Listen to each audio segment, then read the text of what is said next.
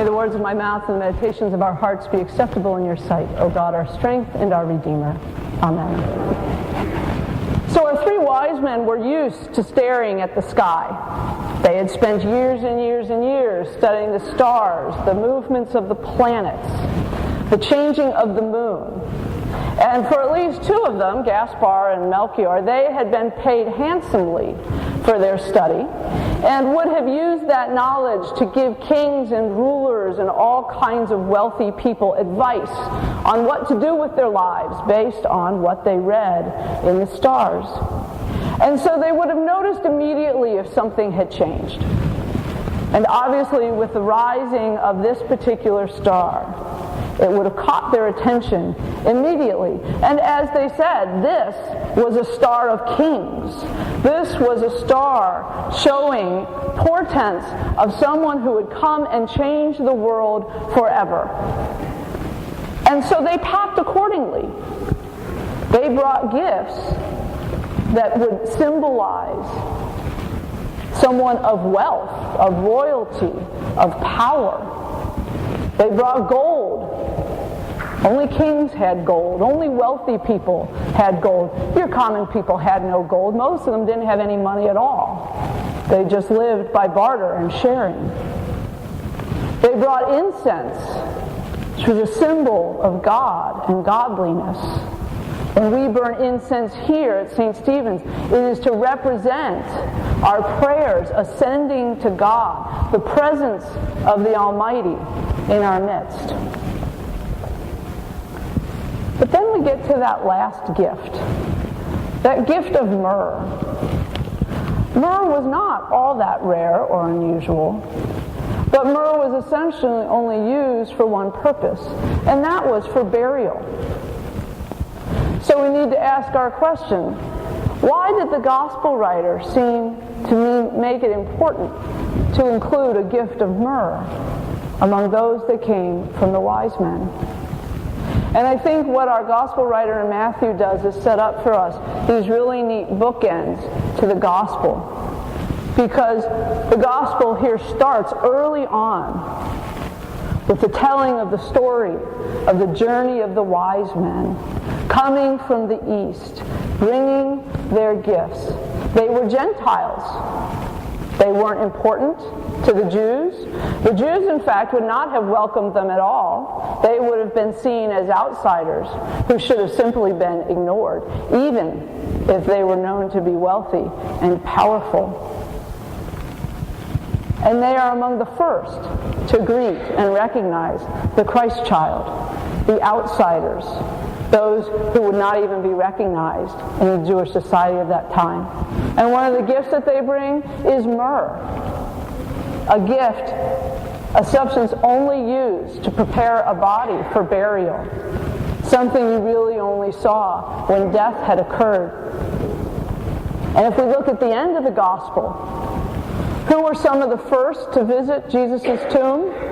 The women, the outcasts, those who had no standing, who were not important. And the gospel writers tell us that they were bringing spices. What did they bring? They were bringing myrrh. They were bringing myrrh to the tomb that morning in order to prepare Jesus' body. And so Matthew gives us these two bookends to that gospel.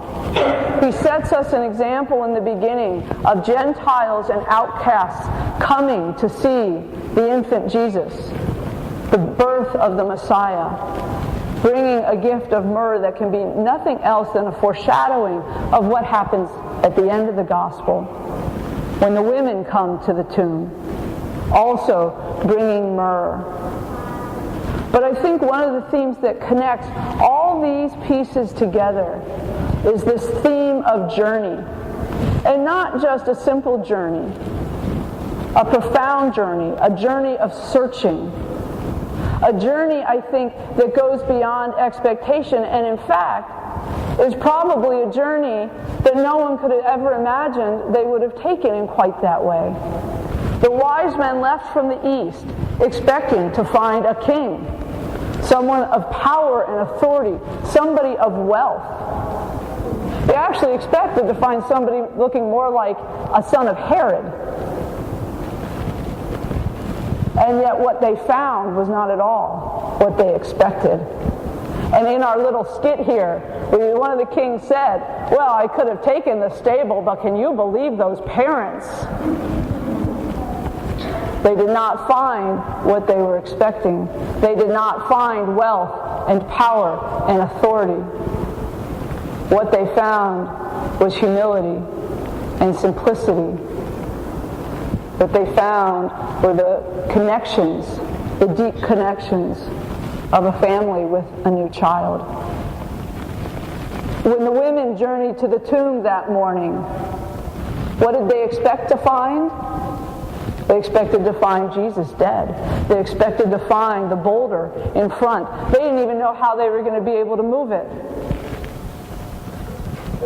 And yet they didn't find what they expected in their journey. They found that Christ was gone.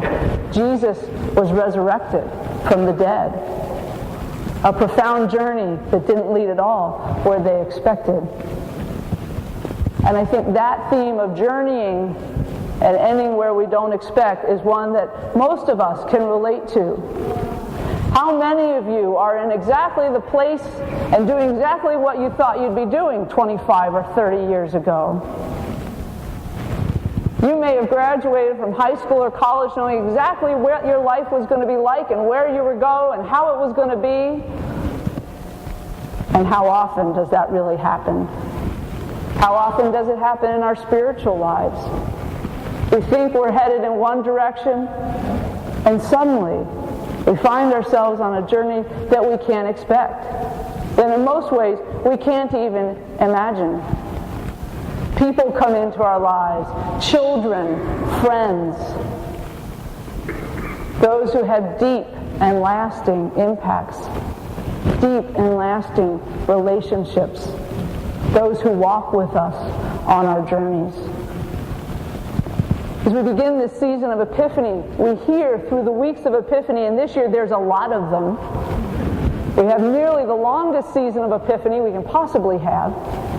But this theme of discovering God, and discovering God in places we don't expect, this theme of journeying comes back over and over and over through our lessons of Epiphany. So this is a time for journeys for all of us. A journey of spiritual nature. Maybe you're getting ready to make a big journey, a trip. Maybe you're getting ready to change jobs. Maybe you're thinking about having another baby. The truth that I think is we can always know, oh, I just saw a really interesting look out there when I said having another baby. But the truth is that we are all on journeys. And our journeys often lead in places and ways we don't expect. But the truth about all of our journeys is that God is always walking there with us. The star is always shining above us. God is always guiding our feet and guarding our way. Amen.